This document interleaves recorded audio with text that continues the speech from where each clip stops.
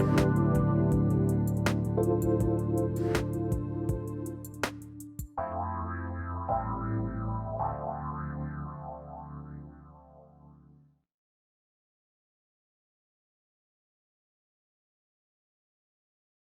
everyone. I'm Mariangela Maguire, and you're listening to Nothing But Now on Transformation Talk Radio. Thank you so much for joining me today. So, my show's purpose is to be in itself a mindfulness practice. And I hope that this is a space where you can bring your attention and awareness to the present moment and give yourself time to relax into this moment. Allow yourself to find places in your experience that resonate with the topics I discuss so that you can deepen your understanding of yourself as you become a student of your own mind. And becoming a student of our own minds is a critical step in creating greater mindfulness in our daily lives. So, my topics are intended to support people in their mindfulness journey. And that mindfulness, of course, is bringing our full attention and awareness to the present moment without judgment. Sometimes we forget that without judgment part, but it's not just about presence in terms of awareness, but it's doing so in the absence of that judging, that habit of a judging mind. And it sounds like a simple goal, but as you know, and I know, it can be very difficult to achieve. But the value of a mindfulness practice is that it can bring us each greater peace internally. And being peaceful within ourselves allows us to bring more peace into the world. And it seems to me that regardless of what's happening in your life right now or my own, being a source of greater peace in the world is something to which we can all aspire. So, as I've been creating these shows, excuse me, for the last few months, I've become aware of and I'm starting to notice a lot more little corners of my mind, I would call it. Places where I was perhaps on autopilot and experiencing habits of mind that once I start to stop and notice and really examine those little corners, I find those habits unhelpful. For instance, I take a walk each day, usually pretty early in the morning around 6 a.m. And over the course of the last 8 months, I guess, that I've been taking this walk, of course, the weather's changed quite a bit. There's a point in the summer where I'm a relatively modest person and I'm stuck with just kind of the shorts and t shirt and shoes and socks. And I'm still going to end up kind of hot and sweaty on a hot day a certain point in my walk. But now winter is coming on, and here in the Pacific Northwest, that means temperatures in the 30s. And I apologize to my friends, my old friends in the Midwest, who are going to deal with a lot harder temperatures than that. Um, Also, the rainy season has started, so now I'm in this process of thinking about myself in terms and the walk in terms of layers. And this morning it was in the mid 30s, and so when we got outside, I was so grateful that I had on little gloves. I had a headband on covering my ears, keeping them from getting cold. I had on a long sleeve T-shirt and a pullover over that and a vest over that. And off we started, and I felt really pretty good, even though cold a little bit, but not real cold. But about halfway through the walk, we start uphill, and I took off my gloves. I unzipped the jacket, and I noticed immediately what I often notice, and I also pushed up my sleeves, I should say. When my wrists and when my throat are exposed to the cool air, I feel better. I'm breathing a little more easily. I just feel more comfortable. By the time we got to the top of the hill, I did pull off the headband. And that was an amazing feeling of release. It was this beautiful rush of cool air. And I felt great as we reached the top of the hill. But a few blocks on, I pushed my sleeves back down. I zipped my jacket back up. There was too much cool air on my sensitive wrists and throat, and I needed to try to conserve my heat and energy a little bit more. So my physical comfort in that short hour is not a fixed position, right? It changes continuously each block that I walk, each step that I take. And what I've noticed then is that my old habit of mind would be to be impatient or to be irritated. I might think to myself, wow, I really have not figured out how to dress for this, have I? Because I'm taking things on and taking things off and putting them back on and pushing my sleeves up and down. And I would see that as a distraction. I would see that as a negative. I would be annoyed with myself, or even more, somewhat foolishly, I would say, annoyed with the world, right? That this temperature is so hard to adjust to, right? It's chilly, but then you walk and you get hot. And I'm hoping that some of this resonates with you if you think about some of the kinds of things that you do in your own daily life and places where you are annoyed with yourself and annoyed with the world. So, what has my mindfulness practice helped me do?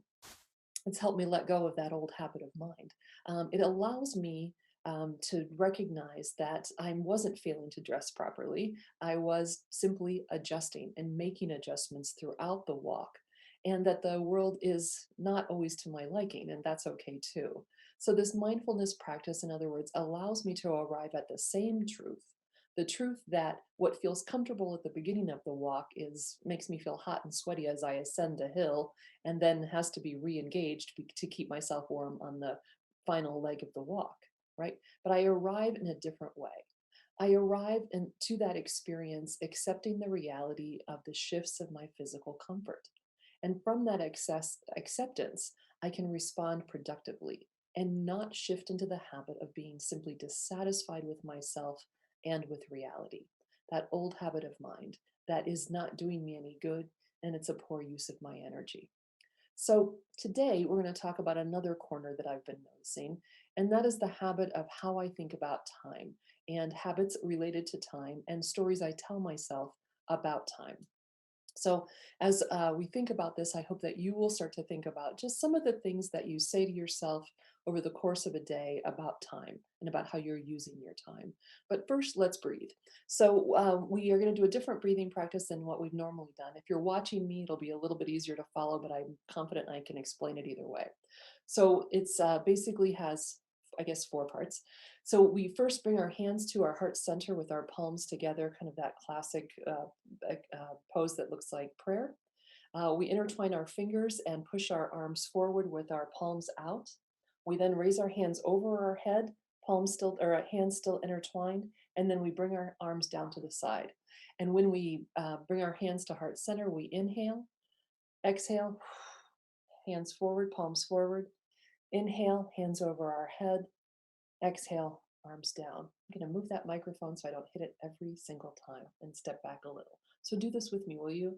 Inhale, exhale, inhale, exhale, inhale, exhale, inhale, exhale. Last time. Inhale, exhale, inhale, exhale. Thanks for doing that with me. It's good to do a conscious breathing exercise. It brings calmness and clarity, and it brings us back into our bodies. And that's one of the things, one of the themes of today's show as we talk about our relationship to time. So we're going to take our first break, and when we come back, we're going to talk about some of the stories we tell ourselves about time and stories that probably are not very helpful. You're listening to Nothing But Now on Transformation Talk Radio. We'll be right back.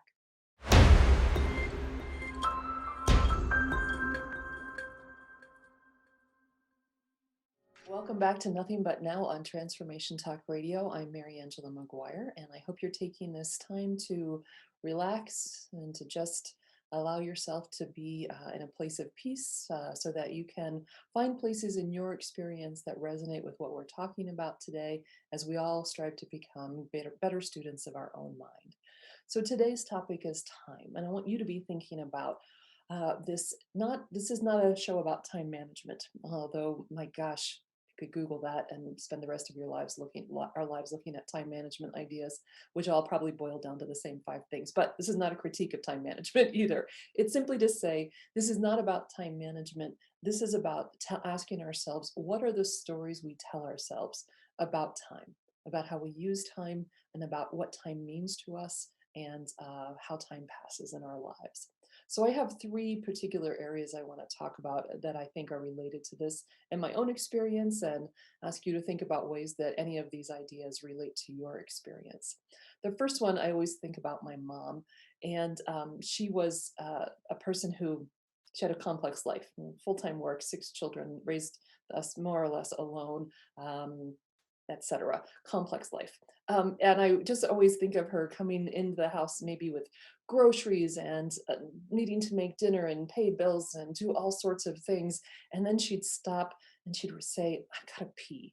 And she'd go to the bathroom and then she'd come back and she'd say, now I can think. I think about that urgency that so many of us have in the course of our days, an urgency to get so many different things done. A friend of mine reached out to me this morning and she said she has two young children and they're able to go 2 days a week to an all outdoor play group. And she said when after she dropped them off, she went and she sat in the park, not for very long, but just for a few minutes, she was quiet and she gave herself some quiet time. But that was a huge breakthrough for her, I know, because like my mom, she often feels an incredible urgency about every aspect of her life. That sense that you can't take time even to use the bathroom, right? But maybe it's not the bathroom for you. Maybe it's food. Maybe you're like my friends Carolyn and Jim. They've taught me this lesson really well because they're so adorable about noticing when the other person is hungry, right? Because what happens, right? They're cranky, maybe a little short tempered, a little snappish, a little quick to judge, right? That's how I am when I'm hungry. But all of those places in our day where we believe that doing something on our to do list is more important than recognizing what's happening in our bodies. And it leads to this other kind of point about urgency that I learned also from a woman I used to work with. We both had kind of difficult jobs. She was my boss, and people would come to us with problems. And so they'd come to me first. I was the first line of defense. And then I would go to her with the problem. And her question that I found so powerful and has really helped me throughout my life is the question, whose urgency is it? Because people come to us, whether it's our kids, right? People with kids, it's other family members, it's the news, right? It's people at work, and they come to us, and whatever is top of mind for them is not only important to them, but they want it to be the thing that you drop everything in order to address. Right? And how often do our in our days are we asking ourselves or telling ourselves we have to drop whatever it is we're doing, even at the expense of really kind of basic bodily needs, in order to attend to something else or someone else. Sometimes it really is urgent. Things are literally on fire, but that's really not very common, is it? So, one of the things I think about when I think about the story I tell myself about these urgent needs, needs that overrule my own need for bodily comfort, is that question: whose urgency is it? So a second area that I think about when I think about the way I treat time and the way I think about time, and that's the notion that there are always obstacles and hurdles that I'm waiting to get past. And that once I get past them, somehow life is going to be a breeze, right? So for many of us, the election was a kind of rock in our path, a sense that we couldn't really do anything until the election was over, that we were feeling almost as though we were holding our breath for a very long time, waiting for it to pass. So it's big stuff, stuff way beyond anybody's individual control, as well as the kind of common elements of everyday life. Think about something that you might have to do at work. You have to give a presentation. Do you say to yourself, oh, as soon as that's over, like I just need to get past that, right? I have a project due, I have a deadline. As soon as it's over, we have social things that maybe we don't really love to do that we have to, but we engaged in anyway because they're with family or friends and we feel obliged. As soon as that's over, as soon as that trip's over, when we used to travel, as soon as I get past this thing, these errands, this other challenge, right? There's all these little rocks in our path, and we tell ourselves, I just have to get past that and then I'll be all right. So that experience of imagining that once some future event takes place, we'll be able to relax, we'll be able to be calm, we'll be able to be happy, waiting to get past the present so I can be happy is a very interesting story I think I tell myself, and I think others tell themselves about time. And then this is related, I think this might be a stretch, but it really comes up for me when I think about the stories I tell myself about time. And this area I call sort of being in transit. So I say I'm going to work. I say I'm running errands. I say I'm making dinner. But if I stop and ask myself, what am I literally doing when I say that? Well, I'm driving my car. I'm walking down the street. I'm chopping vegetables. The way that we talk about what we do in the course of the day is so often about the outcome, the final point, as opposed to what we're doing literally in that moment.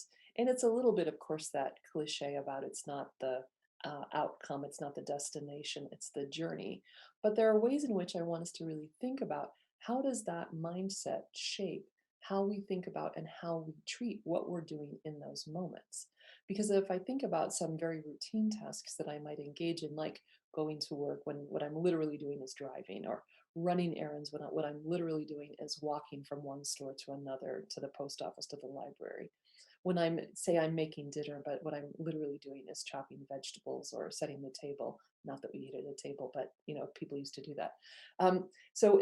What I think what's often happening, especially in those routine tasks, is that my mind is a million miles away. Right? It's so routine that in that time, I am not in the moment. I'm barely in my body in any way that I'm noticing. I'm really very far away, but my body is still going through some motions. And I just think it's a way, again, of kind of disconnecting ourselves from our embodied experience, and to this more abstract world that is sometimes not very helpful. It is a habit of mind that I think can really get in our way and be unhelpful, as we try to stay in the present. So these are the three things that I notice in my own life in terms of the stories I tell myself about time, the sense of urgency, and whether or not it's true urgency, but acting. And if I think about how I act in those moments with that kind of urgency, and I think about if I can stop and ask myself, how do I feel in my body? What is my mind doing? Right? There's that frantic, anxious feeling. I think it's often also associated with making mistakes, right? That's when I'm stubbing my toe. That's when I'm cutting my finger. When I'm so outside of my body and my immediate experience that because I'm just rushing, and not really asking myself, whose urgency is this? It's the process of really always seeing every little point in my life as a kind of obstacle, something to get over and get past, and waiting to be happy, waiting to be calm until after those things have passed. And then kind of this in transit of being someplace other than where I am in the moment. And, not a crime, not a crisis, but these are interesting habits of mind that I think get in our way of, not only of mindfulness, but of some other things along the way that might be helpful to us. So these are, I think, problems of time, being eager for time to pass. And so when we come back, we're gonna go ahead and take kind of an early break. But when we come back from the break, I want to talk about what's happening, a little bit more about when we are in these kind of stories about the problems of time and how we use time, and what are some really helpful concrete strategies that we can use to bring ourselves back to the present, and also to talk a little bit about what's the value of coming back to the present. What might we gain, not just inner peace, but what else might we gain when we really fully bring ourselves to the present moment? Okay, you're listening to Nothing But Now on Transformation Talk Radio, and I'll see you after the break.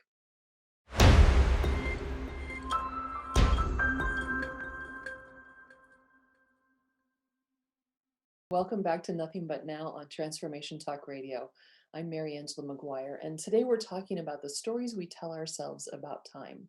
Do we tell ourselves we don't have time, and that we have to proceed through the world with an incredible urgency to get everything done, to meet everyone's needs, even at the expense of our own needs?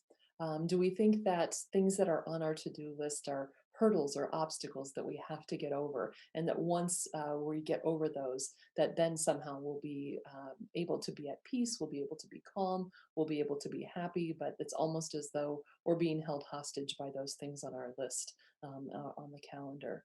Or is it that we are never really in the present moment? We are always in transit. We're always aware of where we're trying to get to, but not so much aware of where we are right now, on the path there. So I want to have some I talk to you a little bit about what questions I think these stories that we tell ourselves about time raise, and also some ideas for ways to address it, ways to think about time a little bit differently. So, one of the things with the idea of the obstacles is that we're very eager for time to pass. And one of the things I ask myself is, if I'm dreading something, right? If all I can think of is that I can't wait for it to be over, is it possible that it's not my task to do, right? Can I allow myself to ask the question when there's something on my list that really fills me with unhappiness or dread? Is this really mine to do? And I want to put that in the context of a particular example in my life where I came to actually the opposite conclusion. So when I started doing this show, I I think I've said this before. I get nervous before every show. Well, not quite as much as I used to, but and I knew that it would shift a little over time. But when it came time to one of the ways that I would notice this was that usually in the morning, about an hour or so before the show, I would hear that voice in my head say every single time, as soon as it's over, then you can, right?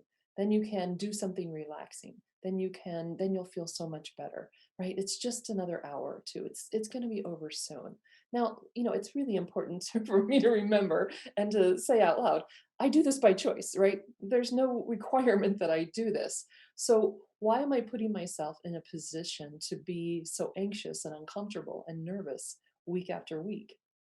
And the conclusion I came to was not that that this was not my task to do, because I also know how much I enjoy doing it. I know how great I feel afterwards. I know how much I love the conversations I have with people about the show, right?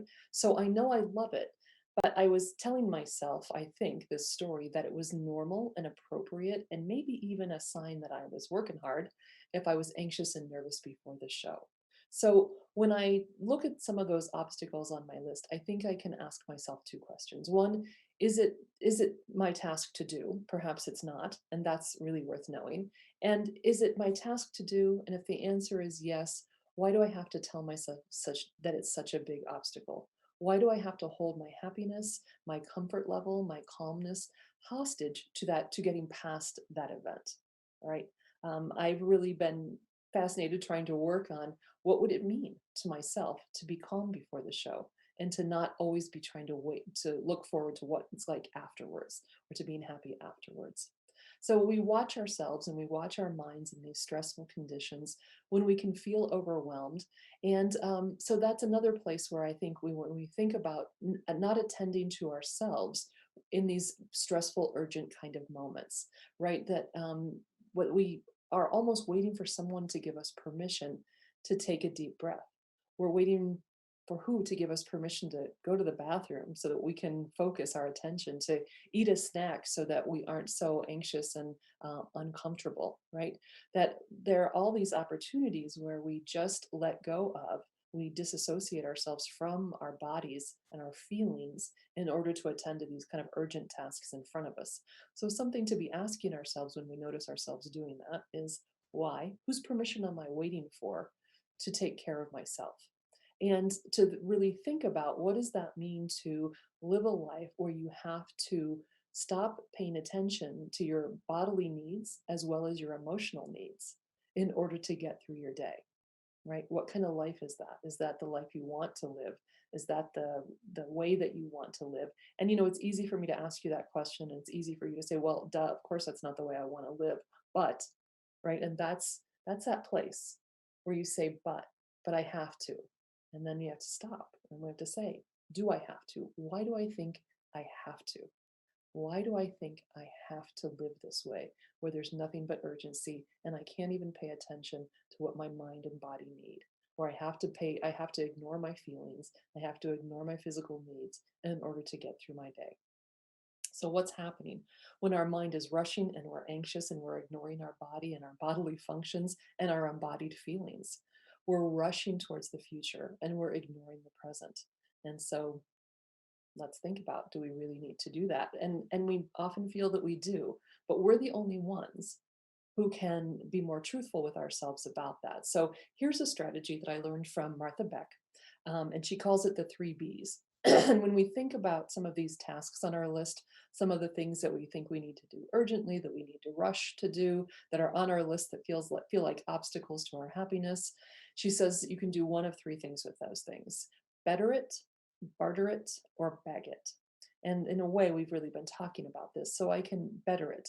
How can I make what might feel like a difficult task more pleasant? So um, I have decided with this show, for instance, to be more calm and to not. I used to I used to get done preparing for the show about an hour in advance, and then I would notice that I just stewed for an hour. So one of the ways I better the experience is that I don't give myself so much time, right? Isn't that interesting? Less time is actually better than more time. More time I was using in really unproductive ways, and I was using it in a way that made me unhappy. So I bettered the experience of doing the show by simply not giving myself so much time to be anxious about it. And it's really made a difference. I think if you've listened to the show for a long time, some of my friends and family who have listened to it have said, you seem calmer, you seem more comfortable. I'm like, I am, but it's not just that it's more familiar, it's that I've made a conscious choice about how I spend the time before the show starts. Um, Barter it. Is there someone else who's better at the task? I think this often happens in our home tasks, where one person feels absolutely compelled to do certain kinds of work around the house, and the other person maybe doesn't, or maybe is better at it. And sometimes those can be very tense moments. They can be places where entrenched behaviors, habits, attitudes can not maybe be productively addressed, but sometimes they can be, and we've just failed to actually communicate about it.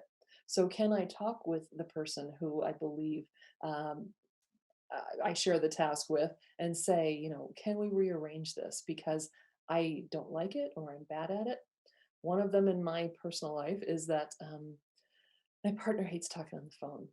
And I don't love it, but I don't hate it, right? So it's easier, it's faster, a lot of things get done more easily if I do it because she's so dreads it. And there are things that I don't like to do that she's much happier to do. A crazy one is vacuuming. How hard is vacuuming? I don't know. It's not that. I don't know why. Maybe it's the noise. I just hate it. She loves it. So does she have as much time to do housework as I do? No, she does not. Does that mean the floor gets vacuumed less often? Well, yes, as a matter of fact, it does. But that's okay because she can do a task she likes, and I can not do a task that I don't like. All right, and then bag it. And this is what I was talking about initially in this segment about asking ourselves if this task is on my list, whatever kind of task in a very large sense, right? And I don't like doing it, and I dread doing it. And I think of it as the rock I have to get over before I can be happy, before I can be calm, before I can be at ease. Then really, why am I doing this task? I really believe there are so many things we tell ourselves in order to be a good mom, in order to be a good dad, in order to be a good partner, in order to be a good employee, in order to be a good person. There's stuff I have to do that I don't like to do. I think it's time to stop and ask ourselves, do I really have to do this? So, 3 B's: better it, barter it, bag it. And all of those things require a certain kind of an assessment, don't they? Of what's really true for us, what reality is really all about. And this is where some of those hurdles also can be part of the problem. If I think about something like the election, right? I did feel that sensation of maybe of sort of holding my breath, waiting for it to end. And here we are, more than a week later, and it has ended. We know what the outcome is. There is this poor behavior that is keeping us from just simply celebrating change. And regardless of who you voted for, I would say living in a country that has a peaceful transition of power makes us so fortunate, and it's something for which I am so grateful. And so, yes, we're not quite there yet, but I feel confident that we're getting there. But think of all that time most of us spent before the election, anxious and worried, concentrating on it, watching the news, not sure I could even take a deep breath. And really, if I ask myself a hard question, if I assess in with this example or others, how will my life be different the day after? Right? To be able to say to myself, what is going to change in my life? Now, for some people, the results of the election have real immediate material consequences. I'll give you an example. My partner works at a university. Other universities, schools in general, have been told to stop diversity training that includes critical race theory, as if in 2020 you could do legitimate, nuanced diversity training without talking about critical race theory. But that aside, they actually have to have that conversation, right? The election made a difference in how they're going to proceed, what sense they're going to make of the work that they're doing, of the work that's already on the books and scheduled to be done, how they're going to interact with employees and students, etc. But for me, really, what was the income? What was the outcome? What I post on Facebook? Not that that doesn't matter, but to be more realistic with myself, if I want to be more responsive rather than reactive, to say, does this thing that I'm telling myself is an obstacle? Is it really an obstacle, or is it the story I'm telling myself about it? So, what do I gain then from presence, from those mundane places where I want to be more present in my life? Something like our being in transit questions. We're going to take a break. And when we come back, we're going to review a little and we're going to talk about what do I gain from letting go of some of these stories about how I deal with time and how I think about time. Okay, you're listening to Nothing But Now on Transformation Talk Radio, and we'll be right back.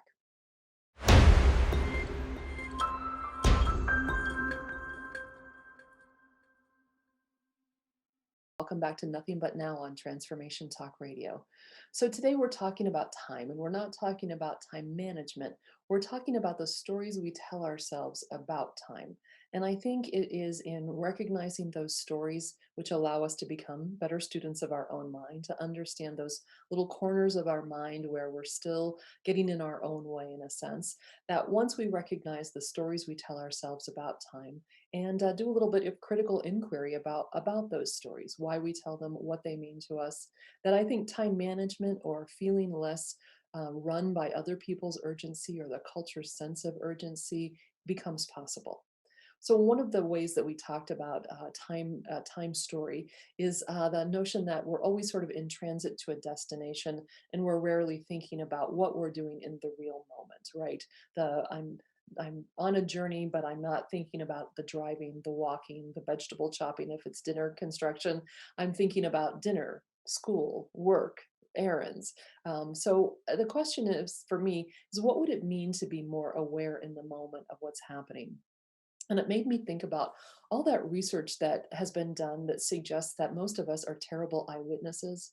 Right? I mean, think about whether it's in a police context or an experimental context, something happens in front of a group of people, a classroom, somebody runs in and then runs back out, and they say, well, what was it, a man or a woman? What was the person wearing, etc. And you 50 different people, you get at least 35 different responses. And so why is that? Well, part of it is we might not have been looking. It might have been a simple visual cue was not available to us. But think about all the times that we drive someplace and it's familiar, and we say at the end of the journey, well, I don't even remember the trip. So it's not just that we weren't looking literally, it's that our mind was a million miles away. So I think that if I can bring more awareness to my immediate environment, I think that it also brings a certain amount of comfort into my life, right?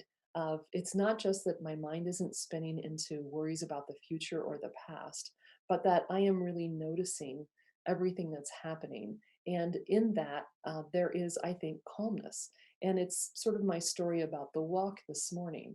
Instead of being pushed into that place or allowing myself to go into that place, let's say, of criticism, right? If I start in that down that road of self-criticism about you didn't dress appropriately for the weather, it probably isn't going to stop with how I'm dressed right in that moment. It's going to go on to a lot of other things, or a dissatisfaction with the weather, right? Where that becomes a kind of larger question of dissatisfaction.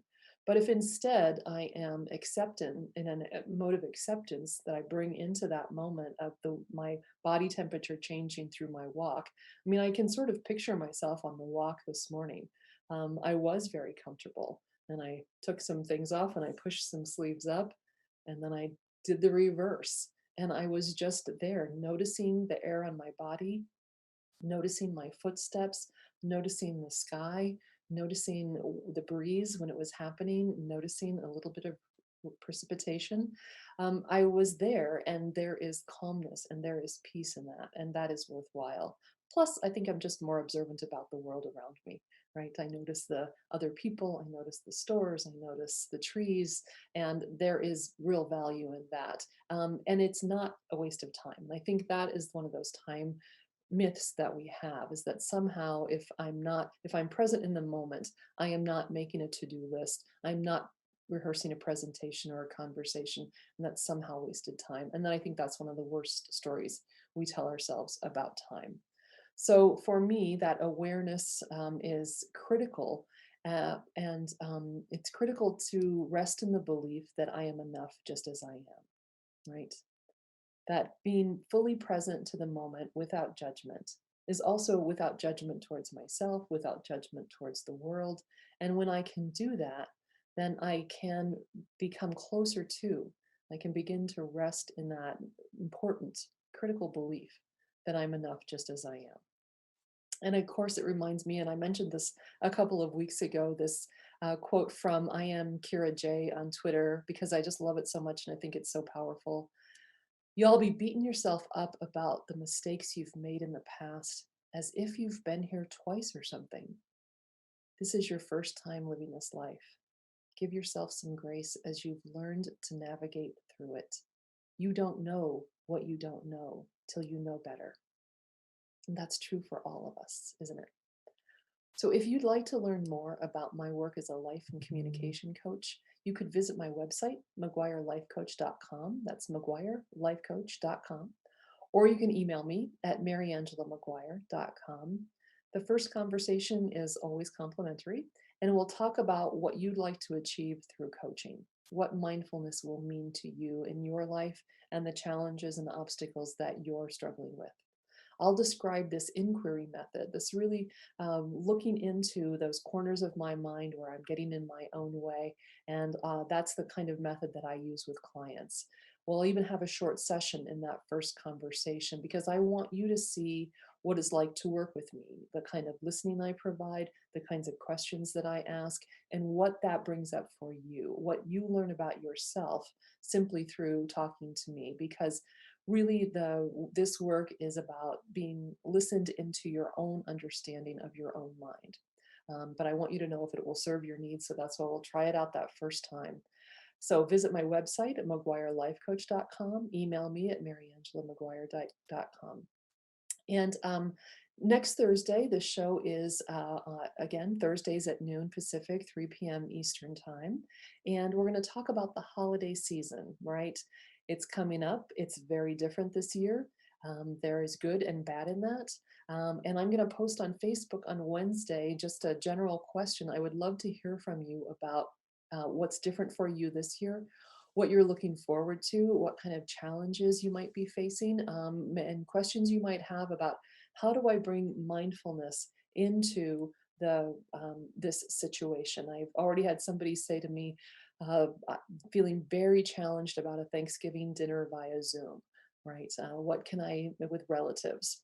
And my guess is even with if it wasn't Zoom, it would be a challenging opportunity with relatives. So that's what we're going to talk about next week. And I hope you'll throw me some ideas and questions that you might have, situations that you're thinking about and wondering, or what you're doing to bring more mindfulness, which is to say, um, full awareness of the present moment without judgment so that you have more peace inside and that you bring more peace into the world. How are you doing that as you approach the holiday season? So let's do the breath of joy again. I know not everybody calls it that. Not everybody calls what we're going to do the breath of joy. So disclaimers all around. But let's try it again because I think it's helpful. So hands to heart center, inhale. Fingers entwined, exhale. Arms out. Inhale up, exhale down. One more time. Hands to heart center. Fingers together, palms out. Up, out, and finally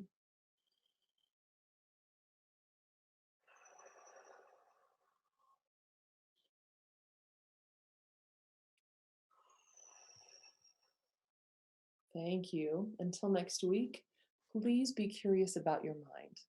Please ask yourself, where is my mind going and how do I feel in my body? And please be kind to yourself. And thanks for listening to Nothing But Now on Transformation Talk Radio.